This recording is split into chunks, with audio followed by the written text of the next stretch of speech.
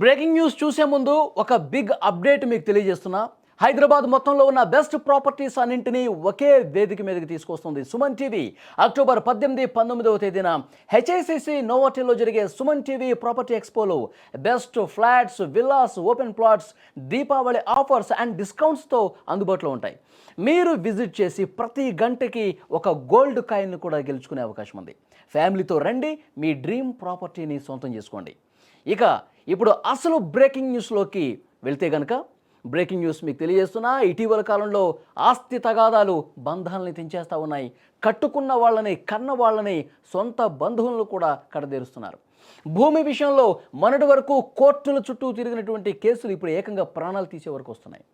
అన్నదమ్ముల మధ్య, బాబాయి అబ్బాయిల మధ్య, ఇంకా చెప్పాలంటే రక్త సంబంధీకుల మధ్య కూడా ఆస్తులే అడ్డుగోడలుగా మారుతున్నాయి. ఈ మధ్యకాలంలో ఇలాంటి దారుణాలు చాలా చోట్ల వెలుగులోకి వస్తున్నాయి. రంగారెడ్డి జిల్లా మొయినాబాద్ మున్సిపల్ పరిధిలోని సురంగల్ గ్రామంలో ఇలాంటి ఒక దారుణం జరిగింది. మొయినాబాద్ మున్సిపల్ పరిధిలోని సురంగల్ గ్రామంలో ఆస్తి తగాదాలు రక్తం పారేలా చేశాయి. గ్రామానికి చెందిన రామగళ్ళ ప్రసాద్ అనే వ్యక్తి తన సొంత బాబాయ్ అయిన శ్యాంపై కత్తితో దాడికి పాల్పడ్డాడు. కేవలం 250 గజాల ఫ్లాట్ విషయంలో వచ్చినటువంటి వివాదం ఈ దారుణానికి దారితీసింది. ఆస్తి పంపకాల గురించి ఇద్దరి మధ్య చాలా కాలంగా ఘర్షణలు జరుగుతూనే ఉన్నాయి, గొడవలు జరుగుతూనే ఉన్నాయి. ప్రసాద్ ఆగ్రహంతో కత్తి తీసుకుని శ్యామ్ మీద దాడికి వెళ్ళాడు. దారుణంగా దాడి చేశాడు. శ్యామ్ వీపు మీద, మెడపైన కత్తితో పొడవగా అడ్డుకునే క్రమంలో ఎడమ చేతిపై కూడా తీవ్రంగా దాడి చేశాడు. దాడి తీవ్రత ఎంత ఎక్కువగా ఉందంటే గాయాల్లో ఒకచోట లోతుగా తెగిపోవటం జరిగింది. ఎడమ చేతి మణికట్టు వద్ద ఏకంగా తెగిపోయినంత తీవ్రంగా గాయం కావడం చూస్తే ఎంత దారుణంగా ఈ హత్య జరిగిందనేది కూడా అర్థమవుతుంది. దాన్ని గమనించిన వెంటనే అప్రమత్తమయ్యారు. తీవ్ర గాయాల పాలైనటువంటి శ్యామ్ను హుటాహుటిన భాస్కర్ హాస్పిటల్కి తరలించారు. శ్యామ్ చికిత్స పొందుతూ చనిపోయాడు. ఈ ఘటనపై పోలీసులు కేసు నమోదు చేసుకుని బాబాయిపై దాడికి పాల్పడి పరారైన అన్న కొడుకు ప్రసాద్ను పట్టుకునేందుకు ప్రత్యేక బృందాలను కూడా ఏర్పాటు చేశారు. దాడి చేసి దారుణంగా చంపేసి కొన ఊపిరితో కొట్టుమిట్టాడుతున్నటువంటి క్రమంలో అప్పుడు వెంటనే అక్కడ స్థానికుల విషయాన్ని గమనించి ఆసుపత్రికి తీసుకెళ్లారు. వీళ్ళు ఆసుపత్రికి తీసుకెళ్తుంటే అతనేమో పరారైపోయినటువంటి పరిస్థితి. పోలీసులు కేసు నమోదు చేసుకుని దర్యాప్తు చేస్తున్నారు. అతని కోసం గాలిస్తున్నటువంటి పరిస్థితి. కానీ అక్కడ ఉన్నటువంటి స్థానికులు కావచ్చు, ఇంకా కుటుంబ సభ్యులు చెప్తా ఉన్నారు, ఎంత దుర్మార్గంగా ఆలోచన చేశాడు. కేవలం ఆస్తి కోసం, 250 గజాల స్థలం కోసం ఇంత దుర్మార్గానికి తెగబడ్డాడు. వీడిని వదలదు, కఠినంగా శిక్షించండి అంటూ పెద్ద ఎత్తున అక్కడ కుటుంబ సభ్యులు డిమాండ్ చేస్తున్నటువంటి పరిస్థితి. గతంలో కూడా చాలా సందర్భాల్లో గొడవలు జరిగినాయి. ఆస్తుల కోసం ఈ విధంగా గొడవ జరిగిన పరిస్థితి, దాడులు చేసుకునే పరిస్థితికి వెళ్ళారు. కానీ ఈరోజు ఏకంగా చంపేశాడు. వాటిని కఠినంగా శిక్షించండి.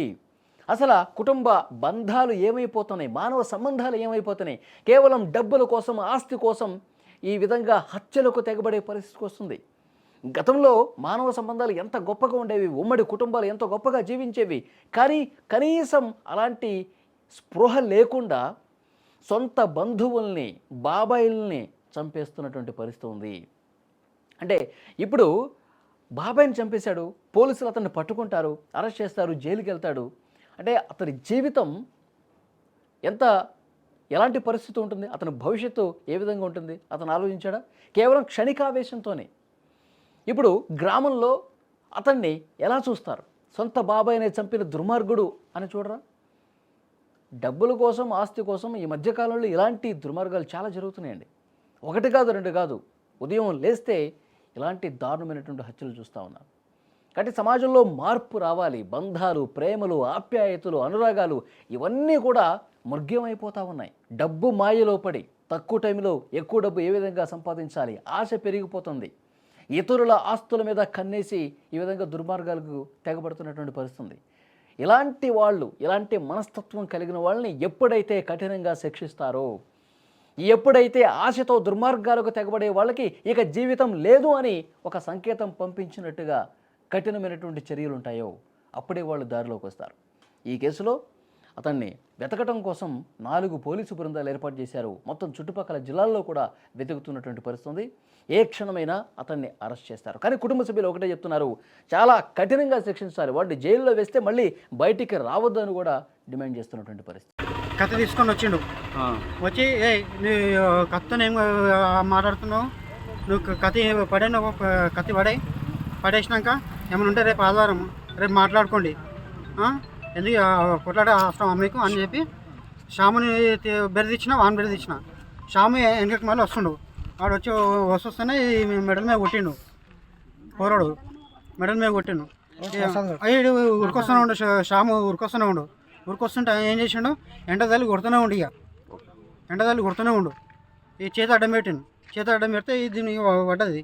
పడంగానే పడ్డది.